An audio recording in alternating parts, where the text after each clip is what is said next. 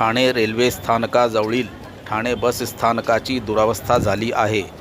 Paver block उखडल्यामुळे स्थानकात मोठमोठे खड्डे पडले आहेत।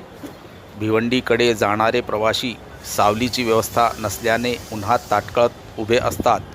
खासगी रिक्षा राजरोसपणे आतपर्यंत प्रवेश करतात। राज्य परिवहन प्रशासनाने याकडे लक्ष द्यावे अशी प्रवाशांची मागणी आहे।